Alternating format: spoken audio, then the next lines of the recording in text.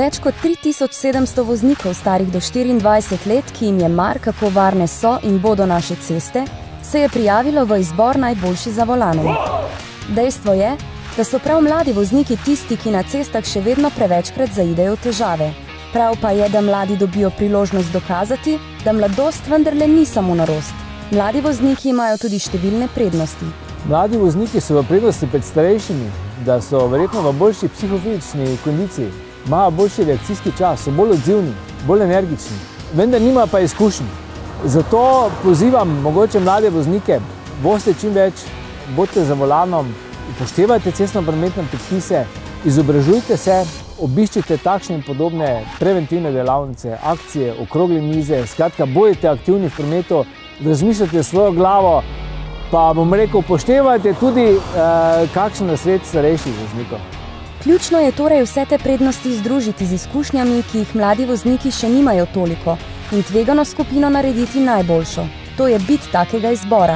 Policija podpira tovrstne aktivnosti in prizadevanja, ker namreč vse skupaj da rezultat boljšo prometno varnost. Preko takih akcij in pa projektov se mladi nedvomno, da poleg tega, da pokažejo svoje znanje, tudi dosti naučijo, pridobijo veliko izkušenj, ki mislim, da jim bodo v prihodnosti prišle še kako prav.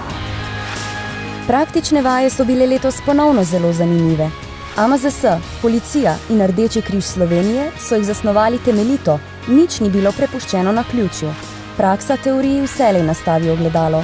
Voznice in vozniki so videli in priznali, da na cesti nujno potrebuješ tudi izkušnje. Prav to je zmaga vseh. Vsekakor je to ena izmed pomembnih, bi rekel, izkušenj, ki jo je vredno preizkusiti. Vemo, da poligoni odpuščajo, marsikaj, ceste ne odpuščajo. Najboljši novi mladi voznik Slovenije, 23-letni Klemen Pongračič, je povedal, da pot do laskavega naslova poleg ključev nove Fordove Fieste prinaša tudi vso odgovornost naziva. Upam, da bom nekako navdušil še druge, da malo pazijo, kako se vozijo, pa da malo razmislijo, ko se sede vozilo, da ni glavna točka, da prideš nekam najhitreje, vzameš si čas, štarta 10 minut prej, pa uživa vožnji. Bodoči strojni inženir pa zanimivo razmišlja tudi v prihodnosti. Bodo mladi še navdušeni vozniki ali bodo vožnjo v prihodnosti raje prepustili avtonomnim sistemom? Dokler bodo navdušenci hoteli šofirati, pa se nekako izbrati svojo pot, menim, da bo ta izbor še potekal.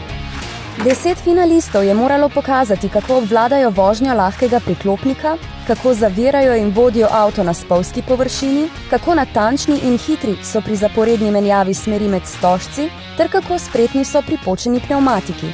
Za vse pa je bil, glede na videne reakcije, najbolj resen izziv prihod na prizorišče hude prometne nesreče. Scena je bila zelo realna. Tako v polfinalu, kot tudi danes v finalu, se mi je najbolj pomembno zdela prav naloga z prve pomoči, ampak ko dejansko moraš nekaj narediti sam, brez pomoči, brez nekega vodstva, se izkaže, da je to precej drugače kot v resnici.